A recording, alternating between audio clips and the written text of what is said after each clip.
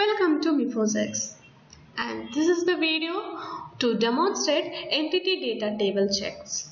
So I will be explaining you how to create an entity data table checks, what are entity data table checks, and why to create it. Okay, let me take a scenario where I want to create a client, but during the creation of client I need his or her bank details. Okay, so what I will do is I just go and create a custom data table for bank details, and using that custom data table I will be creating a entity data table checks. So how to create a custom data table? So go to the admin, go to the system. Here you can find manage data tables. Here create data table. Okay, I want to verify with the bank details of a client. So I'm just giving a data table name as alternate bank account, bank or bank details, and this is for a client I'm doing for. So application table name will be a client, and column I want to verify with the bank name,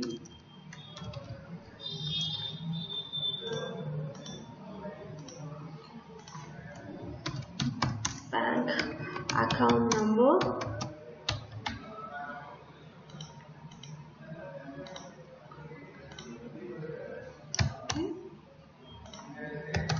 and submit. Now my custom data table has been created. Now I just want to create a entity data table checks. So what I will do is I'll go to the admin organization. Here I can find entity data table checks. Click on that and create entity data table checks. When I click on this, a new screen will appear. So it's a pop-up. So here you can see entity, status and data table. Entity, 4 different entities are supported for entity data table checks. Okay, so one is client, another one is loan and group and saving account. So let me take a client. Here for a client there are 3 different status. One is for creation of client, and the other is during activation of client and while closing a client. Okay, at these situations I can apply entity data table checks. So I just want to create a entity data table checks during the creation of client. So I want to verify with the alternate bank details. So I'll just create it. Okay, and I'll go to my client and I'll create a new client. So here you can see a wizard, right? This wizard, alternate bank details, it was added because we have created a entity data table checks using a custom data table called alternate bank details.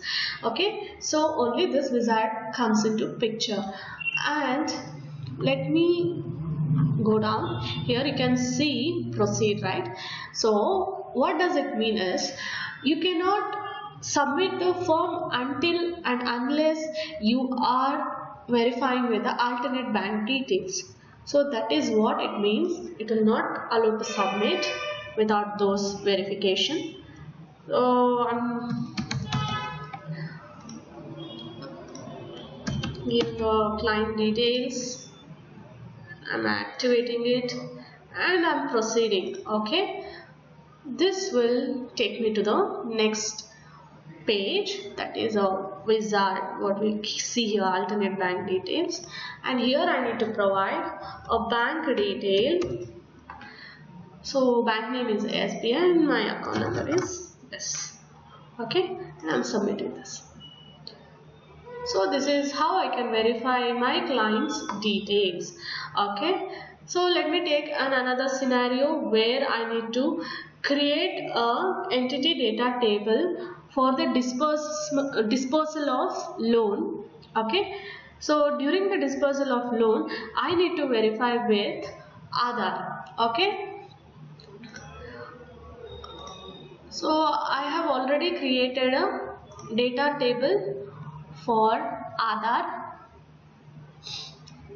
So here you can see it's for a client. Okay. Okay, fine. I just want to verify with a PAN card for a loan. Okay, for a loan dispersal. So only I have created this data table. I'll go to the organization entity data table checks and I'll create an entity data table. Now my entity will be a loan because I'm going to disperse a loan to my client.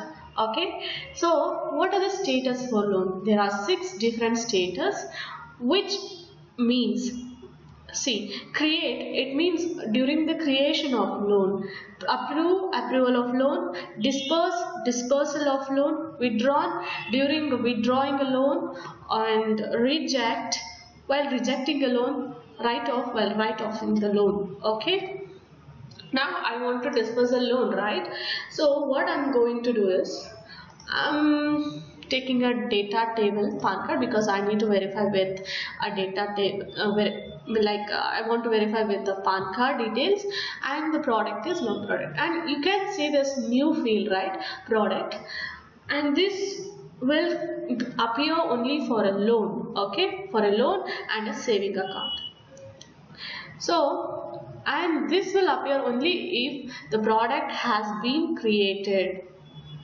Okay, and I'm creating the entity data table. So I'll go to my client.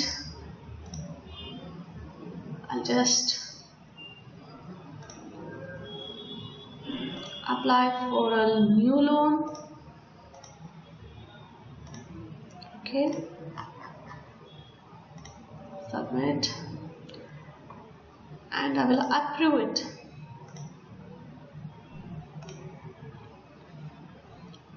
And I will try to disperse the loan without providing the details. Okay, without providing the details, like without verifying the PAN card number.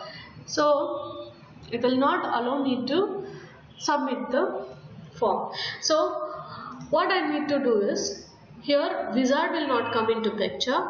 So the tab called as PAN card, the same name what we have given in the custom data table, so that will come into picture, and we can go and add PAN card details here, and I'll submit. So now I will try to disperse a loan to my client. So it will disperse. Okay, it will get dispersed, and this is how I'm verifying my client's KYC. Okay, so what I'm doing is I'm enhancing my client details. So let me take another entity, group. Okay, group. For group, there is 3 different status, which means create is during the creation of group, activate is activation of group, and close is while closing the group. Okay, I want to verify my group details. Okay, during activation of group, what I need to verify? Location, and this is the table which has been created before this. Okay. So I'll create an entity data table, and I will go to the client, groups, and I'll create a group. Just create group 2, and this is for activation, right? I just try to activate here itself. Okay. But it will not allow me to activate the group because I have not verified with the location details, so I cannot activate it. I'll just create it. Here again there is an option called as activate. I'll just try to activate without providing any details. Again I will get a error message. So what I need to do is I have to go back and I need to provide the details. Here also we can find a location, a tab called as location. When I click on this, we can find add. So we can add the location details here. I need to provide a street details. So Raj Street. Okay, and I'm submitting this.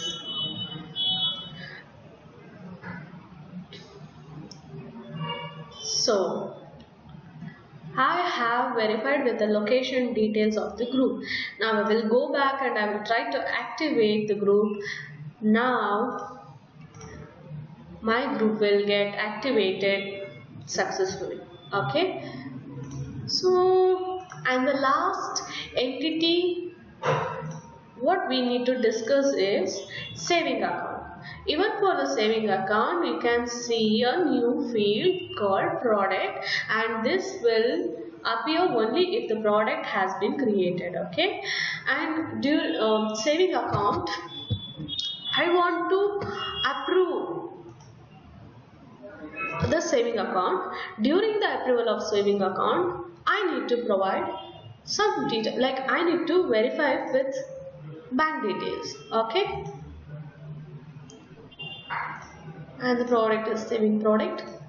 I will create the entity data table. Now I will go to my client. Okay, I will go and create a new saving account. Here I can create a saving account, but I need to approve the saving account. But without providing the bank details, if I try to approve the saving account, it will not allow me to approve it. Okay, so I need to go back, and here I can find a bank details, a tab. Okay, and I will go and add the bank details. My bank will be SBI, State Bank of India, and my account number is this one, and I will submit it. So now I will go and try to approve it. So my client's saving account has been approved. Okay, so we'll go and discuss some more about entity data table check.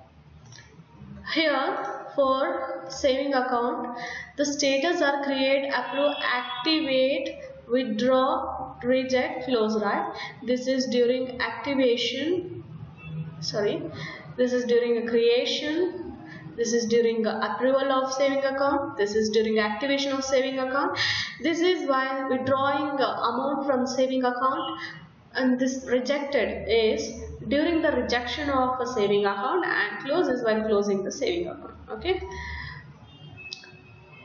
and I hope you have understand what is exactly a entity data table check is. And thank you for watching the video.